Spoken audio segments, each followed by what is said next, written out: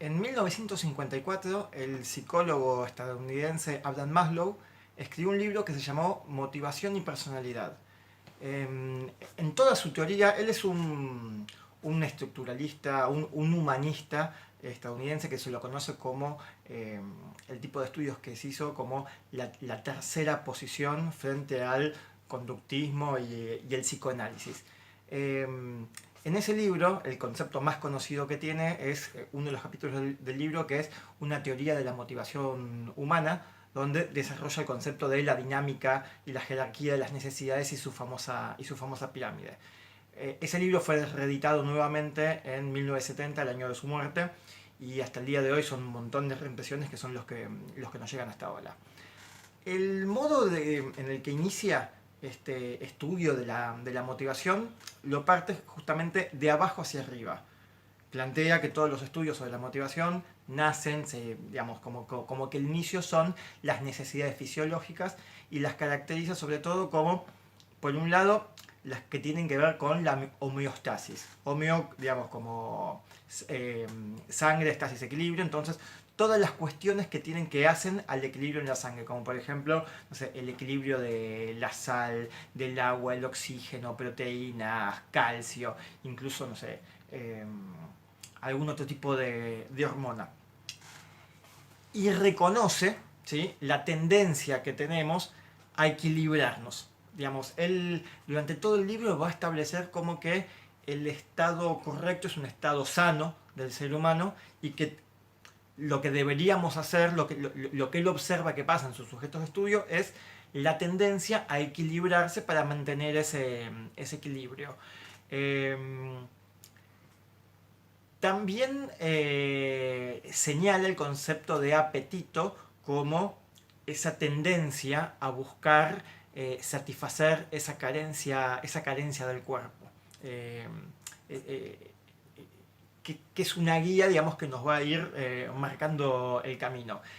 Además de las necesidades fisiológicas de homeostasis, también reconoce otras como, por ejemplo, que el autor señala que no está probado que tengan que ver directamente con el equilibrio en sangre, pero sí son fisiológicas, sí son necesidades de las más básicas que tenemos, como por ejemplo la necesidad de sueño, de sexo o incluso de algún tipo de actividad de emoción en ese sentido. Esos son como que la parte más baja de su análisis, más pura, y que hacia el final del video voy a dar un poco mi postura, las coincidencias o no, pero él los reconoce como que son grandes aspectos de toda la humanidad, que incluso en sociedades con distintas culturas, en este punto somos todos iguales o bastante semejantes. Eh, con estas ausencias de, de algunos de estos equilibrios, algunas de estas carencias en estas necesidades, lo que señala el autor que, por ejemplo, cuando el individuo tiene hambre, ¿sí?, empieza a...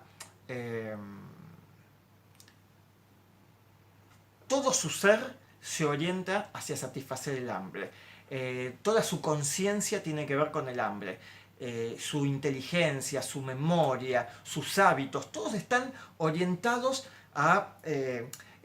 los ejemplos más claros son que van a ver que pasa la persona, si está con hambre, pero no apetito, no hambre de que la que solemos tener nosotros, hambre de que pasa hambre, digamos que es la cuestión de vida o muerte, esa hambre fuerte, poderosa que te guía.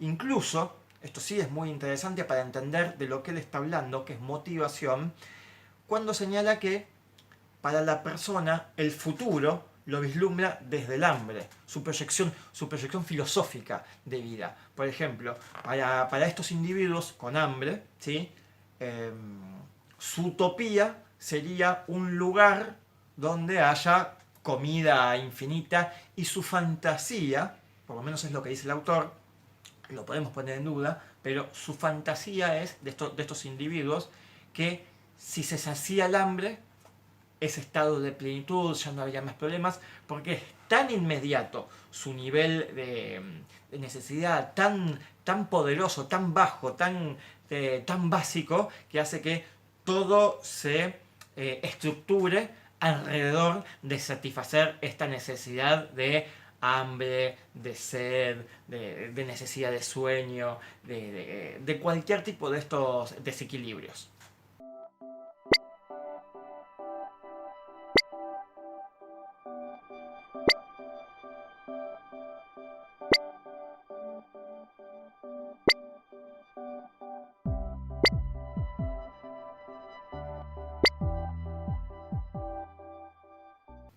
Bueno, acá es donde la cosa se pone interesante.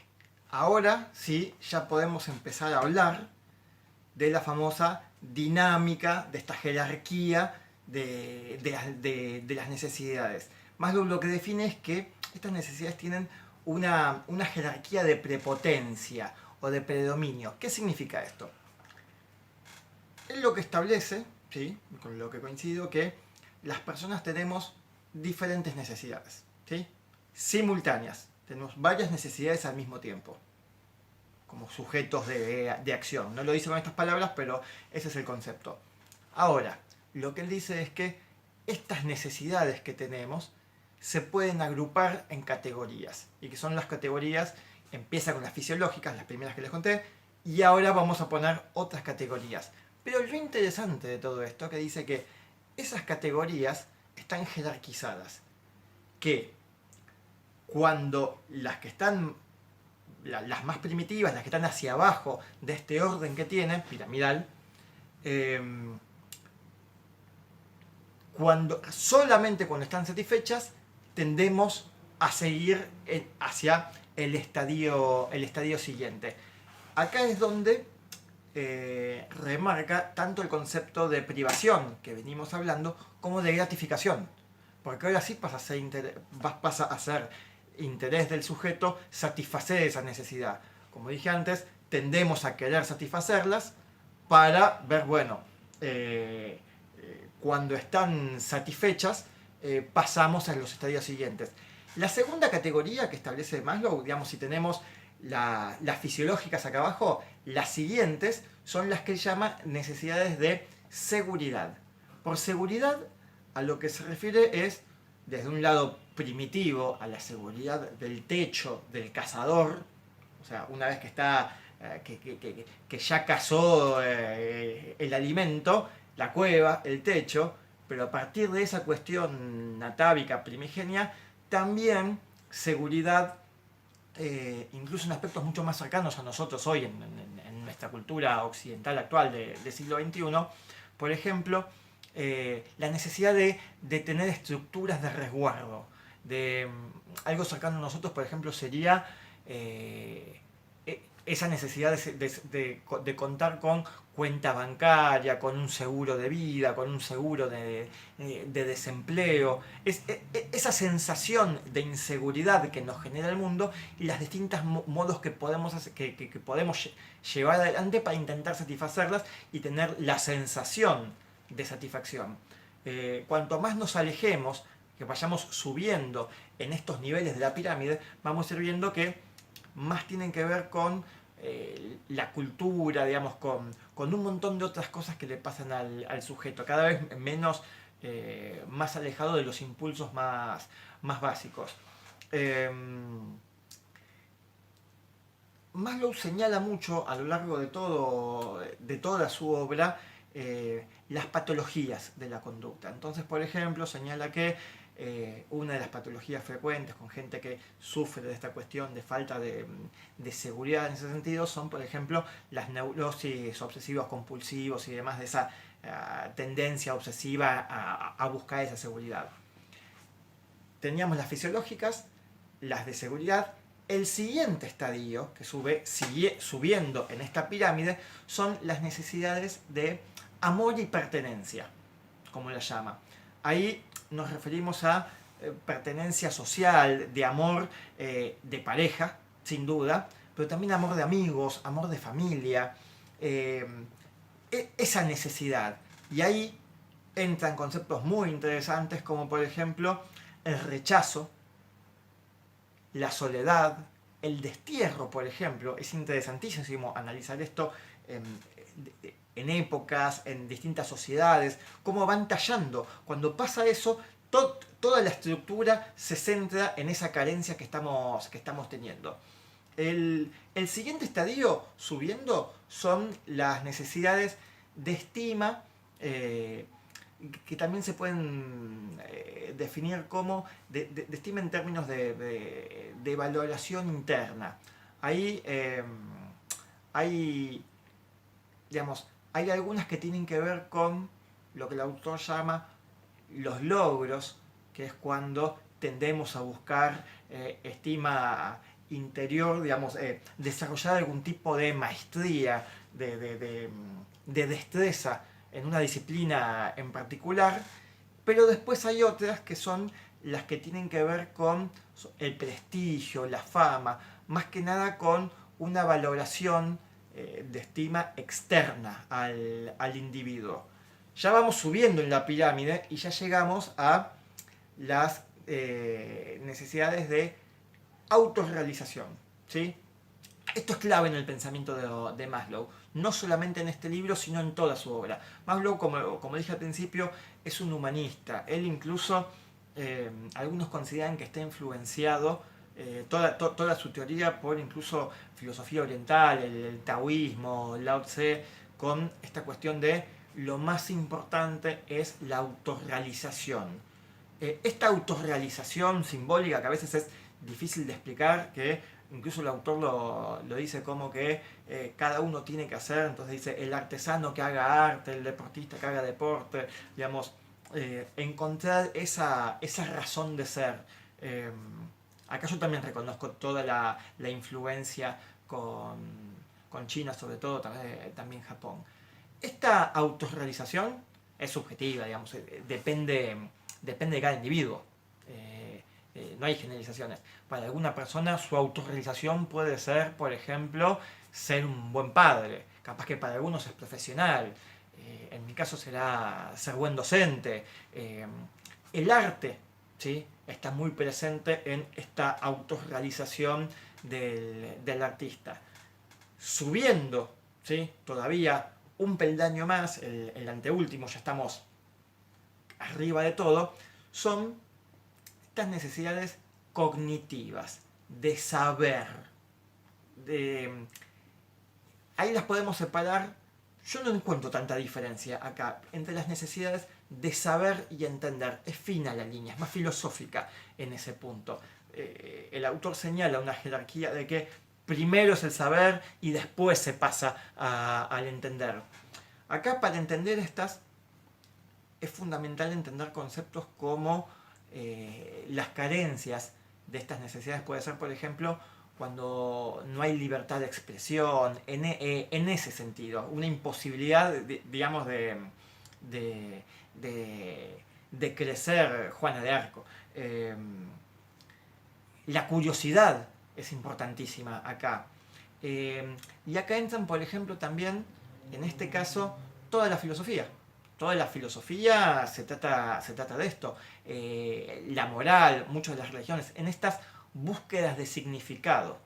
Eso me gusta como una manera de entender qué es esta búsqueda cognitiva de la persona. También entra una necesidad de establecer valores, estructuras. Entendamos que el término estructura Maslow lo menciona más de una vez. Lo mencioné antes cuando dije más hacia abajo la cuestión de seguridad, lo menciona acá nuevamente. Es un concepto muy importante porque es un autor estructurado, ¿sí? Tiene ese estilo de valoración. Y ya arriba de todo, ¿sí?, en los peldaños superiores, arriba de todo, es la búsqueda de satisfacer necesidades estéticas, ¿sí? ¿A qué nos referimos con necesidades estéticas? La búsqueda, solamente cuando están satisfechos los niveles inferiores, ahora sí ya se empiezan a despertar búsquedas de lo bello, lo simétrico, lo ordenado. En esas expresiones puntualmente se ve su carácter, su formación humanista del autor. Incluso pone como búsqueda estética nuevamente el término de la estructura, y ahí denota todo su mapa mental, su modo de concebir incluso la belleza, la estética. Es muy interesante analizar desde qué lugar y cuáles son su bibliografía, las distintas notas al pie que va poniendo su obra. No solamente este libro, sino otros también. Entonces, con esto, ahora sí, tenemos formada esta pirámide, ¿sí? Ahora, tenemos que entender, esta pirámide no es exactamente fija en todas las personas, ¿sí? Y acá sí ya me meto en mi propio análisis personal de la obra de Maslow. El autor señala que en diferentes culturas puede llegar a cambiar. Por más que para mi gusto es demasiado universal en las categorías, sí es verdad que estas cuestiones que dijimos antes de autorrealización, en una sociedad como, no sé, como la oriental, es totalmente distinta. Andá a decirle a un tibetano, digamos, que te establezca este mismo tipo de orden. O incluso las jerarquías cambian muchísimo según sociedad, según grupo, según segmento. Esto es clave y acá se relaciona con otros temas. O sea, no necesariamente todos los segmentos van a tener la misma pirámide. Lo que sí yo rescato es esta cuestión de jerarquizar. Porque la realidad que ahora ustedes están viendo un video para aprender en una necesidad cognitiva, posiblemente por una cuestión también de buscar algún tipo de estima externa, de algún tipo de prestigio con, no sé, con un título de una universidad, digamos. Hay varias cuestiones, pero si en este momento cualquiera de ustedes tiene ganas de ir al baño, corta el video, le pone pausa o lo deja andando y va a ir al baño. Entonces eso sí es importante. Ahora, entendamos esto. Es muy difícil encontrar un nivel total de potencia, hambre total, falta de amor total, falta de estima total. Suelen ser graduales, momentáneas. Incluso las podrían categorizar, poner... A mí no me gustan los análisis numéricos, pero se podrían hacer valoraciones de cada una de estas cuestiones para entender los sujetos y cómo funcionan. De lo mejor que tiene esta teoría y este modo tan claro de usar la pirámide es que es muy gráfico, es muy cómodo de enseñar, es muy cómodo de que uno lo entienda y que después lo empiece a adaptar. A mí me gusta aplicarlo en conceptos como segmentación, me gusta entender cada uno de los productos, de qué es lo que estamos haciendo. Si estamos haciendo bienes culturales, por ejemplo, no vamos a estar en la base de la pirámide, vamos a estar de la mitad para arriba. Y bueno, perfecto, es muy posible que sea muy importante saber que pues capaz que nuestra diferenciación, nuestro motivo de elección de compra tenga que ver con una necesidad estética. Pero es muy importante que nosotros sepamos que estamos en la parte de arriba de la pirámide. ¿Qué significa eso? Que somos sensibles a que las de abajo estén satisfechas. Si pasa una crisis económica, una pandemia, hay montones de cosas que pueden hacer temblar las bases de la pirámide.